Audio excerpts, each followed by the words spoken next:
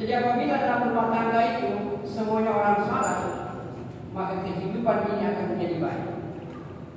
Kemudian yang kedua, cari juga satu keluarga dan perhatikan baik-baik. Apabila keluarga itu suami jujur kepada istri, istri jujur kepada suami, orang tua tidak berdusta kepada anak, anak-anak tidak berdusta kepada kedua orang tuanya. Apabila ada keluarga seperti ini, Pak, maka yakin dan percaya keluarga itu pasti hidup tenang, bahagia dan damai, sekalipun hidup di bawah garis kemiskinan.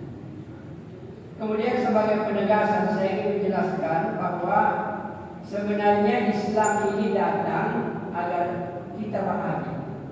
Jadi Islam ini datang adalah untuk membahagiakan kita. Tapi yang bisa membahagiakan kita bukan Islam yang dibicarakan begini, Pak. Bukan Islam yang di seminar internasional kan. Bukan Islam yang kita akbarkan.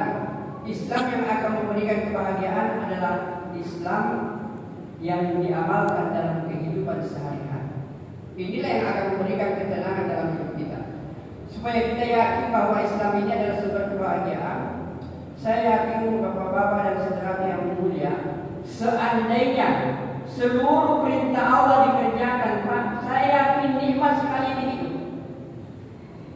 Dan seandainya seluruh larangan Allah ditinggalkan, maka yakin dan percaya kehidupan di dunia ini akan nikmat seperti surga. Mari kita lihat lebih jauh. Allah menyuruh kita adil, kira-kira bagaimana, Pak, kalau semua orang adil? Allah menyuruh kita jujur, semua orang jujur. Allah menyuruh kita tolong menolong, semua orang tolong menolong. Allah menyuruh kita salat, semua orang salat. Allah menyuruh kita puasa, semua orang puasa. Kira-kira enak gak kehidupan kalau seperti ini, Pak? Saya yakin pasti enak itu kehidupan. Kemudian apalagi kalau larangan Allah ditinggalkan, nikmat seperti ini. Coba mari kita lihat. Allah melarang kita berjudi, tidak ada orang berjudi. Allah melarang kita berdusta, tidak ada orang berdusta. Allah menyuruh kita berzina, tidak ada orang berzina. Allah menyuruh kita minum khamar, misalnya tidak ada orang minum khamar.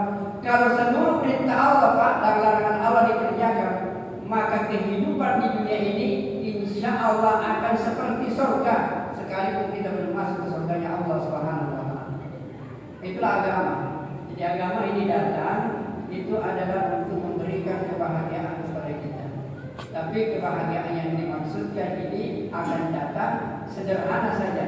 Apabila perintah Allah dikerjakan, larangan Allah ditinggalkan, maka kehidupan ini akan nikmat untuk kita rasakan. Kemudian yang paling penting saya ingin sampaikan bahwa banyak orang yang keliru, Pak, dalam mengamalkan dunia agama. Karena kan isi pokoknya agama dua, perintah kerjakan, larangan tinggalkan. Padahal ada sebuah hadis yang mengatakan begini, innamal a'malu binniyat. Segala sesuatu itu tergantung daripada niat. Jadi mengerjakan perintah harus dengan niat, meninggalkan larangan pun juga harus dengan niat. Di sini banyak yang keliru, Pak. Saya bilang penting ini bahwa dalam mengamalkan agama ini itu harus disertai dengan niat. Hadisnya ada dua, satu diriwayatkan oleh Bukhari, satunya diriwayatkan oleh Muslim, dua-duanya sahih. Yang pertama itu mengatakan innamal a'malu binniyat, segala sesuatu itu bergantung kepada niat-niatnya. Ini banyak. Tapi ada juga mengatakan innamal a'malu binniyat, segala sesuatu itu bergantung dengan niat. Satu saja. Jadi ulama dalam membahas ini hadis